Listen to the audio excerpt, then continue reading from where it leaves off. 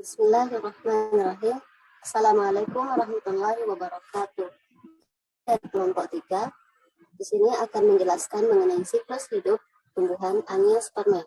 Adapun nama-nama kelompok kami yaitu Iva, Fitri Sulastri, Nur Fadilah, Septiani Caesar Hasan, Muhammad Afif Yunus, Anissa Anugrah Damayanti, Sukmawati, Nur Aziza, dan Muhammad Afur Rahman.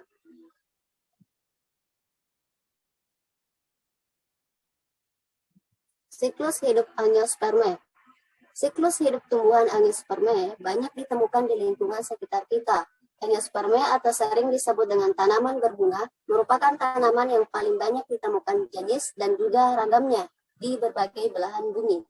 Angiospermae telah melakukan evolusi dengan melalui beberapa cara adaptasi terhadap reproduksi yang sampai sekarang sudah banyak memberikan kontribusi besar bagi keberadaan mereka.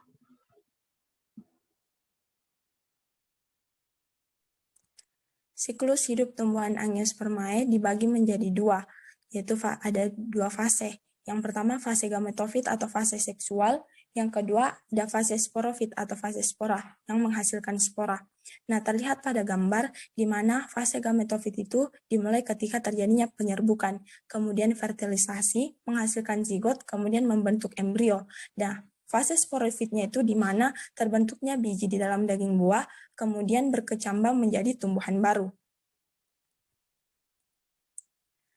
Nah, fase gametofit dimulai ketika serbuk sari menempel pada kepala putik dan membentuk bulu serbuk sari. Di dalam bulu serbuk sari ini terdapat 3 inti sel, yaitu inti vegetatif, inti generatif 1, dan inti generatif 2 yang masing-masing bersifat haploid. Sementara pada bagian pangkal putik terdapat ovarium atau yang dinamakan bakal buah. Nah, di dalam bakal buah ini yang mengandung 1 sel telur dan 2 sel sinergit, 2 inti kandung lembaga sekunder, dan 3 sel antipoda. Kemudian terjadi yang namanya fertilisasi. Nah, fertilisasi ini di mana inti generatif 1 yang haploid akan berfusi dengan inti sel telur, kemudian membentuk zigot yang bersifat diploid. Nah, sementara inti generatif 2 akan berfusi dengan inti kandung lembaga sekunder untuk membentuk yang namanya endospermon yang bersifat triploid. Nah, hasil dari fertilisasi ini akan tumbuh menjadi embrio atau calon tumbuhan baru, kemudian menjadi membentuk sebuah buah yang memiliki biji. Nah, fase sporofit yang terlihat yang saya tunjukkan pada gambar, di mana bila biji jatuh di tempat yang mendukung, kemudian barulah tumbuhan baru itu akan memiliki akar, batang, daun, dan pada suatu saat akan berbentuk bunga. Nah, seperti tumbuhan baru yang saya tunjukkan.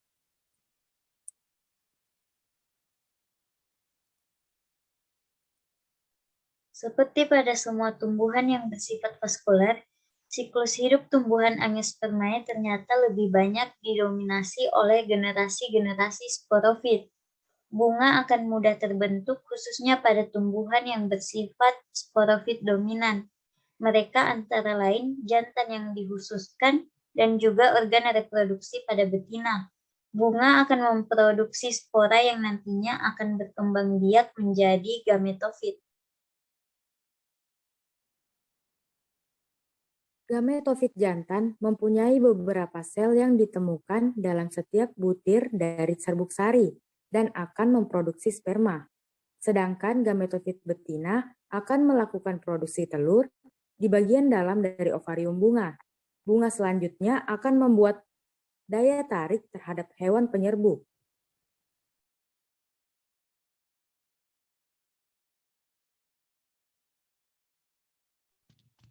Jika suatu proses penyerbukan dan juga pembuahan biasa terjadi, maka zigot yang bersifat diploid akan secara otomatis bisa terbentuk di dalam sebuah ovula yang ada pada bagian ovarium.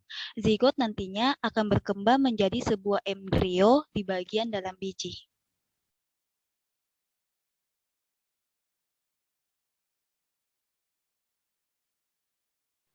Kemudian akan terbentuk dari bagian ovula yang di dalamnya berisi banyak makanan untuk yang memang disediakan sebagai sumber makanan bagi embrio.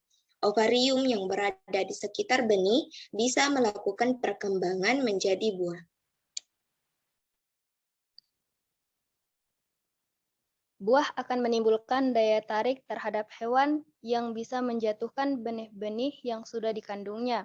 Apabila benih mengalami perkecambahan, kemungkinan besar akan mengalami pertumbuhan menjadi tumbuhan sporofit yang sudah dewasa dan selanjutnya siklus berulang lagi.